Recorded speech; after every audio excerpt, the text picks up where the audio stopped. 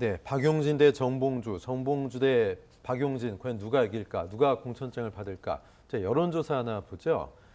자, 지난 2월 24일에 조사기관 리얼미터에서 강북을 500명 남녀에게 조사했습니다. 가상 대결입니다. 누가 결선 투표에서 누구를 지지하겠느냐? 박용진 45.2, 정봉주 38.6인데, 자, 글쎄요. 이렇게 되면 저 결과 그대로라도 결선 투표를 간다면 박용진 의원이 지금 힘든 상황이 됩니다. 자, 박정환 교수님, 역시 이제 감산이 많이 되기 때문에 좀 어려운 결과 나올 수 있지 않겠습니까? 어떻게 보세요? 그렇죠. 이제 애초에 결선 투표라고 하는 물론 현역이기 때문에 결선이 의무적으로 됩니다. 그런데 하위 10%면은 30% 감산이 되거든요.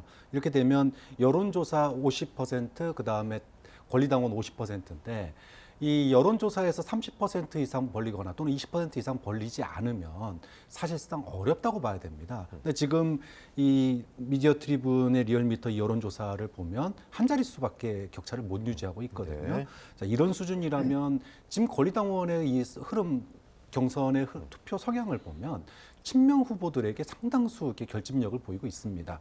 그렇게 보면 박용진 후보가 30% 감산점을 뛰어넘기는 좀 어렵지 않을까. 근데 여기뿐만이 아니라 지금 뭐 송갑석 또 전해철 이렇게 본인이 하위 10%라고 얘기했던 분들이 있거든요. 이분들 경선은 사실상 뒤집기가 굉장히 어렵다. 왜냐하면 여론에서도 큰 차이를 못 벌리면은 권리당원 투표에서는 이기기가 더더욱 어렵거든요. 그런 구조인 것 같습니다. 네, 강북을 과연 누가 공천장을 받을지 지켜봐야 되겠고요.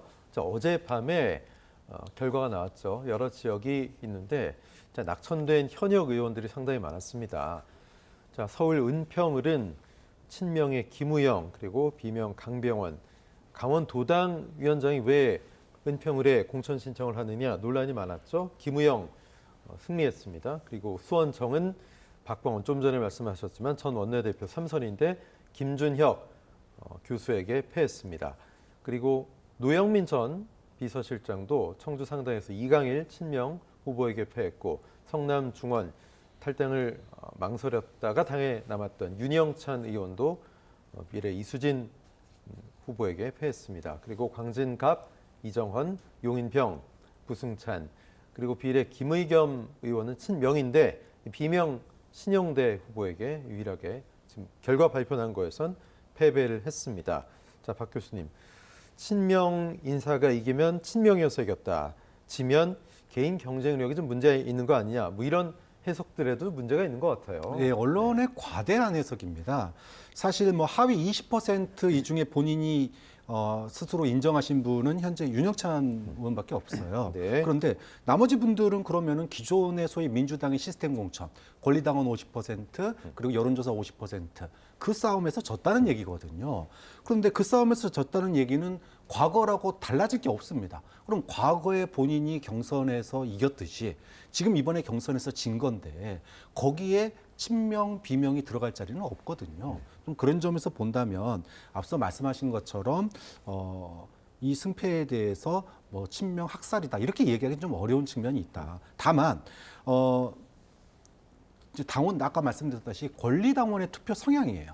권리당원의 투표 성향이 비명 후보들에게 쏠리는 경향이 분명하게 나타나고 있습니다. 근데 문제는 이거 자체는 뭐 저는 뭐 탓할 수가 없어요. 왜? 당원들이 뭉쳐가지고 어느 쪽을 밀어준다는데 그걸 뭐라 그러겠습니까? 근데 문제는 이 당원들, 소위 강성 당원들의 선택이 민심의 선택으로 이어질 거냐, 아니면은 민심의 반응과는 좀 다른 길을 갈 것이냐, 이게 문제거든요. 그것 때문에 지금 이번 어제 그 경선 결과가 총선 결과로 어떻게 이어질지 이 부분은 뭐 굉장히 흥미롭고 또 향후 민주당의 어떤 그 진로와 관련돼서 굉장히 고민스러운 지점이 될 거라고 봅니다. 네, 박광원, 강병원, 전혜숙, 윤영찬 뭐 이런 분들 과연 일단 경선까지 갔기 때문에 탈당 후 다른 당으로 입당해서 출마는 안 됩니다.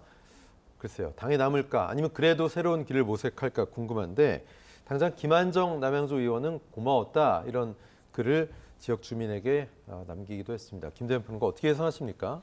뭐 굳이 고마웠다라고 하는 과거형 표현을 써야 됩니까? 네. 아직 현역 국회의원 아닙니까? 네네. 이게 이제 그 미련이 남았다라고 하는, 그러니까 말은 고마웠다라고 하지만 나는 지금 이 자리에 엄청 미련이 남는다. 경선에서 패한 것이 분하다. 뭐 이런 정도의 해석될 수 있는 워딩이 아닌가 싶은데, 사실 김한정 의원 같은 경우 여러분도 아시겠습니다만 김대중 전 대통령이 대통령으로 재임하던 시절에 그 비서 역할을 했던 부속실장을 했습니다.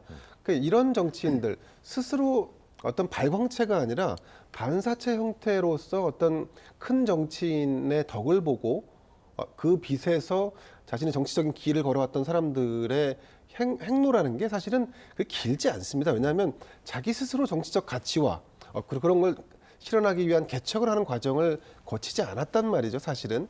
자, 그래서 저는 뭐 더 나아가면 주진우라든가 이원모라든가 지금 현 정부에서도 지금 윤석열 대통령 측근 중에 공천된 사람들이 있습니다. 굉장히 좀 그 양지에 공천이 됐는데 지금은 뭐 그분들이 기뻐할 수도 있겠습니다만 그분들도 사실 김한정의 길을 갈 가능성이 높다. 저는 이렇게 봅니다. 뭐 약간 옆으로 좀 샜는데 어쨌든 저는 뭐 여기 그 공천에서 낙천되신 분들, 특히 윤영찬 같은 분들, 제가 민주당 당원이어도 좀 그분 선택하지 않을 것 같습니다. 그건 냉정한 겁니다. 그러니까 민주당에서 탈당을 하겠다라고 해서 4명이 모임을 하다가 탈당하는 그 바로 당일날 탈당을 안 했지 않습니까?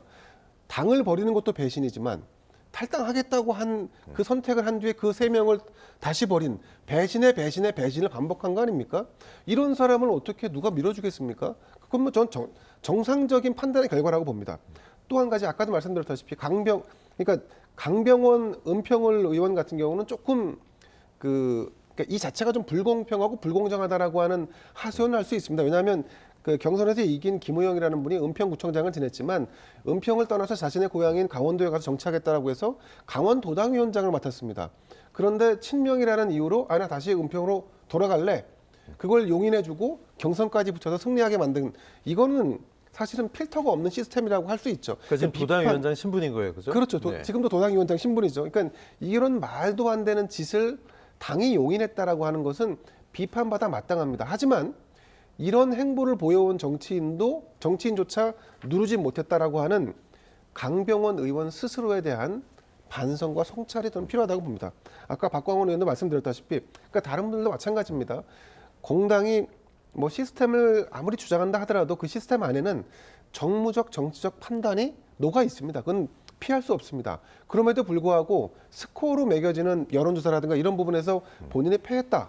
그거는 본인이 그동안의 정치, 지역 주민들 아니면 당원들을 위해서 한 정치가 오히려 평가에서는 낙제점, 부족했다. 뭐 이런 평가를 받는 겁니다. 저는 그런 부분들은 좀 받아들였으면 좋겠고요. 근데 이분들이 이제 그래서 이거 우리가 비명이니까 불이익을 받았어. 불이익을 받았으니까 또 탈당할 거야. 혹은 현 지도부를 비판한다. 그거는 선당후사가 아니죠. 그리고 특히나 제가 비판하는 것 중에 하나는 특정 정당에서 국회의원을 했건 뭐 구청장을 했건 당직을 맡았건 이랬던 분들이 어느 특정 시점에서 나에게 불이익이 있는 것 같아. 그래서 그 당을 떠난다. 저는 그런 분들은 정계 은퇴해야 한다고 생각합니다. 네.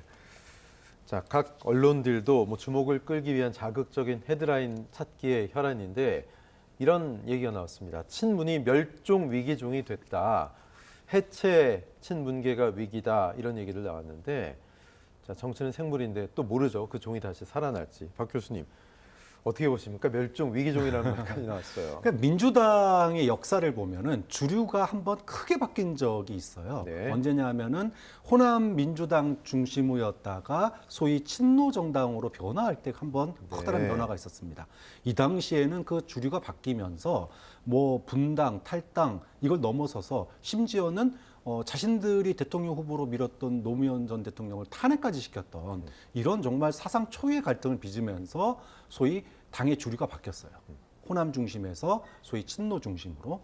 그리고 친노에서 친문으로는 그래도 비교적 좀 연속선상에서 자연스럽게 이어져 왔는데 이번에 이제 소위 친문에서 친명으로 주류가 바뀌는 과정이 사실 과거의 열린우리당 창당 과정과 비교해 보면 그렇게 뭐 소위 말해서 전쟁을 벌인 건 아니거든요. 물론 과정에서 거칠고 투박했다. 사실은 아까 뭐 많은 김대현 평론가뿐만 아니라 많은 사람들이 이 정도의 그 교체 그 소위 주류가 바뀌면서 이거는 용납할 수 있는 부분이다. 다만 이거를 갖다가 좀 더 명분 있게 그리고 설득력 있게 진행을 했다라면 어땠을까? 그럼 또 지금 평가가 달라졌을 거라고 네. 보거든요. 근데 어찌 됐든 거칠고 투박한 이번에 공천 갈등이 결국은 모든 책임은 지도부에게 있는 거예요. 이래서 총선에 승리하면 민주당의 또 한 번 주류 변화의 역사가 되는 거고, 만약에 총선에서 패배하면 무리한 공천 그 소위 개파 공천으로 낙인이 찍히면서 책임론에 휩싸이는 거거든요. 근데 결국은 모든 건 결과가 얘기해 줄 수밖에 없다라고 봅니다. 네.